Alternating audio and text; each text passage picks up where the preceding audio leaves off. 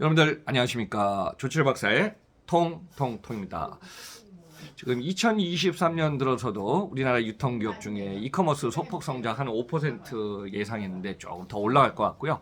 최신 1분기별 데이터가 나온 거 보니까 오히려 편의점의 성장세가 상당히 지금 좋아지고 있습니다.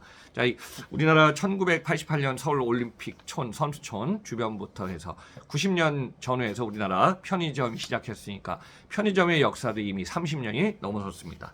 자, 우리나라 편의점 1위 점포수하고 지금 매출 규모가 다른데요. 지금 점포수 1위는 한 3, 4년 동안 계속 앞서가는 게 CU, BGF 리테일이고요.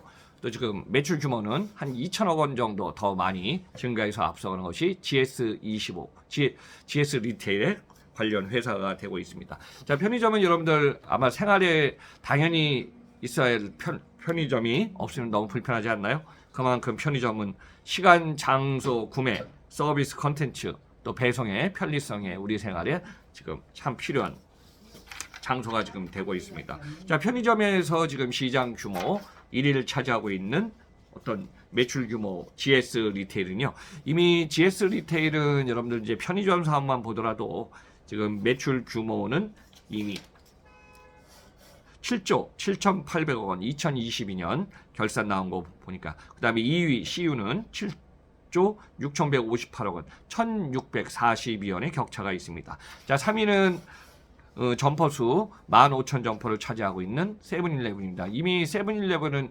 2022년에 2,500개 점포를 갖고 있는 미니스톱을 인수해갔고요. 지금 이 GS25 또 CU 세븐일레븐 포함한 미니스톱 이게 우리나라 편의점의 3강 구도 빅3가 되고 있고요. 그 외에 이마트 24 순으로 지금 나타나고 있습니다. 이미 점포 수는 아마 5만 개 점포가 넘어섰을 겁니다. 여러분들이 편의점 할 때 매년 지금 점포 수가 우리나라 시장 규모에 비해서 상당히 많은 편이거든요. 그리고 편의점 업계의 매출 규모를 보면 작년에 2022년에 백화점이 큰 폭의 선방을 해갔고요. 37인가 38조 원 정도 나왔는데 편의점도 이미 대형마트를 앞서고 요즘 대형마트는 이제 사양산업이 됐어요. 점포 수를 많이 클로징 하다 보니까 그 다음에 여기에 이제 편의점이 한 35조 원 전후 시장 규모까지 그냥 큰 폭으로 증가하고 있습니다. 참고로 편의점 왕국을 진행했던 일본의 편의점을 보면요. 일본은 뭐 1973년에 편의점 세븐일레븐 재팬이 시작됐고요. 그 상황에서 일본의 편의점도 거의 역사가 50년 정도를 지금 차지하고 있습니다. 근데 편의점 왕국의 일본 점포수로는 한 6만 점포 이상이었지만은 전후했지만은 오히려 한 3년 전부터 편의점의 매출 규모도 정체하고 점포수도 줄었습니다. 이미 2007년부터 인구가 줄기 시작한 일본의 상황을 보면은 일본은 뭐 규모가 이렇게 유통시장의 규모가 파이가 큰 폭으로 이제 늘어나지 않습니다. 인구가 줄고 65세 이상 실버마켓 고령화 인구가 전체 1억 2,300만 명 중에 거의 30%를 차지하고 있습니다. 참고로 우리나라도 인구가 계속 2, 3년부터 줄기 시작했죠. 5,160만 명 이하입니다. 그리고 65세 인구, 실버마켓 인구가 이미 한 16% 이상을 차지하고 있어 갖고요. 자, 우리나라도 800만 명에서 지금 900만 명 이상 65세 이상 인구로 지금 달려가고 있습니다. 근데 편의점 상황에서 매출 규모 1위하고 뭐 점포수 1위 이 두 기업은 영원한 라이벌로 계속 지금 진행할 것 같은데요. 특히 매출 규모 1위를 차지하고 있는 GS 리테일은 편의점만 사업하는 것이 아니라 이미 2022년 실적에 지금 매출 규모는 11조 원대를 돌파했습니다. 그리고 여기에 관련된 기업들 보면 슈퍼마켓, 더 프레시, 마트, 또 홈앤쇼핑, GS 홈쇼핑을 갖다가 2021년에 인수했죠. 그리고 또 여러분들이 지금 배달앱 시장에 1위 배달의 민족 2위를 차지하는 요기요도 2021년 하반기에 인수하면서 다양한 네트워크를 갖다 확산하고 있고요. 또 이제 호텔 사업이 있습니다. 파르나스 호텔, 그다음에 부동산 빌딩 사업. 여러분들 이제 삼성에 가보시면은 인터컨티넨탈 호텔 저 끝에 있는 코엑스 호텔이 이제 파르나스가 인수해서 이제 그 어떤 호텔 사업에 포함되어 있고요. 옆에 무역센터 건물 사이사이에 있는 파르나스 빌딩 여기도 이제 GS 리테일의 부동산 임대 사업에 포함되어 있습니다. 그리고 H&B 마켓으로 랄라블라 등 다양한 사업군을 갖다 전개하는 것이 GS 리테일입니다. 반면에 CU의 브랜드로서 런칭, CU 브랜드 여러분들 CU가 뭔가요? 하는 걸 물어보는 분이 있어갖고요. 이미 1990년대에 이제 BJF 리테일은 보강 패밀리였습니다. 그래서 이제 1990년에 편의점 사업을 시작하면서 편의점의 브랜드 런칭을 할 때 일본에 패밀리마트나 로선이 있어갖고요. 거기에 관련된 기업, 일본 기업하고의 제휴를 해서 브랜드 런칭을 갖고 왔습니다. 근데 어때요? 계속 일본에서 이제 브랜드를 런칭하면서 로열티를 지불해야 됩니다. 제 기억으로도 당시 2012년 CU로 상호명을 바꿀 때 CU는 컨비니언스 포유입니다. 당신을 위한 편의점이라는 뜻으로 CU로 브랜드를 지금 바꿨는데요. 당시에 제가 알기로도 우리 돈으로 꽤 큰 돈에 몇십조 원에 지금 저희 로열티를 지불했다는 얘기가 있습니다. 몇십억 원이죠. 그렇지만 여기 또 하나는 뭐냐면은 CU는 전국의 어떤 편의점을 할 때 있죠. 편의점이 다 독립체산지였어요. 지역별로. 그래서 충청권, 서울권, 권역별로 점주들이 따로 있었고 거기 묶는 또 물류회사들도 지금 바운드가 따로따로 돼 있었습니다. 근데 이것을 2017년에 통합을 시키죠. 그래서 정확히 회사의 설립은 기존에 1990년부터 보강 패밀리 BJ를 사업을 시작했지만은 2017년에 BJF 리테일이라는 회사를 갖다가 설립하고 또 주식 상장을 2017년에 하고 있습니다. 그리고 관련된 물류 회사 BJF 로지스도 당시에 2017년에 만들어 왔고요. 지금 매출 규모는 거의 2,800억 원의 매출 규모를 갖다가 물류회사가 지금 하고 있습니다. 그래서 우리나라에서 지금 편의점하고 한국, 일본, 중국 상황을 보면은 오히려 최근 들어서 이제 중국의 편의점이 큰 폭으로 늘어나고 있습니다. 당연한 것이 뭐냐면은 인구가 이미 14억, 아마 올해 하반기에는요 전 세계 인구 1위를 차지했던 중국이 14억 4천에서 작년부터 인구가 줄기 시작했습니다. 그리고 14억을 갖다가 하반기에 중국을 따라잡아서 매년 인구가 증가하고 있는 인도가 전 세계 인구 1위로 올라서겠죠. 그러니까 이제 이커머스 시장도 단독으로 가장 큰 시장이 중국이고 또 편의점 시장도 2000년 이후에 이제 편의점이 급격히 늘었기 때문에 중국의 편의점 시장은 계속 늘어날 걸로 예상하고 있습니다. 그러면 이제 기업들이 편의점을 사업을 하든 어떤 프랜차이즈 사업을 하는 기업들은요 국내 시장을 공략하면서 어느 정도 안정화가 되면 해외 시장을 제가 집중적으로 공략을 하고 있습니다. 이미 우리나라의 GS25나 CU는 해외 거점으로 지금 편의점이 지금 나가 있고요. 또 여기에서 지금 몽골이라든가 아세안 시장, 동남아 시장, 인도네시아, 말레이시아로 계속 거점 전력을 확대하고 있으면서 한국의 브랜드 확대와 매출 규모를 확대하고 있습니다. 참고로 여러분들 이제 세븐일레븐이 어떤 회사인가 궁금해서 제가 한번 이전 관련해서 한번 말씀드렸다. 편의점은 1962년에 생겼습니다.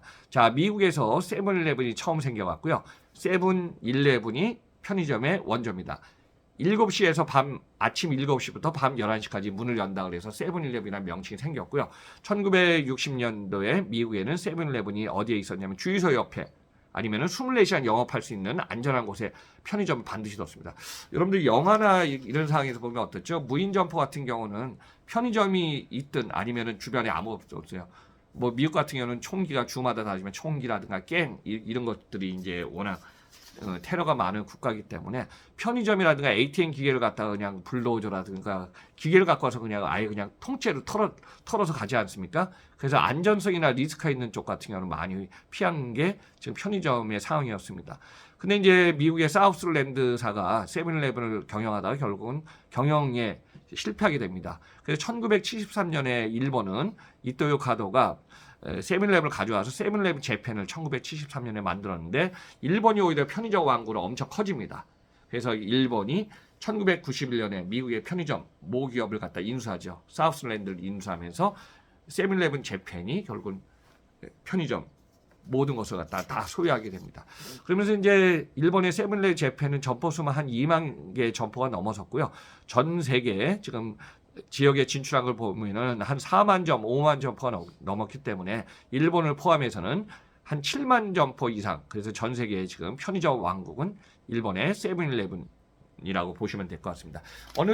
어느덧 우리 생활에 가장 편리했던 편의점이 일본은 지금 인구 감소로 꺾이기 시작했지만은 한국은 당분간은 계속 매출 규모도 커지고 그 다음에 영업이익도 더 늘어날 겁니다. 여러분들이 보실 때 매장이 매년 다 늘어나는 게 아니에요.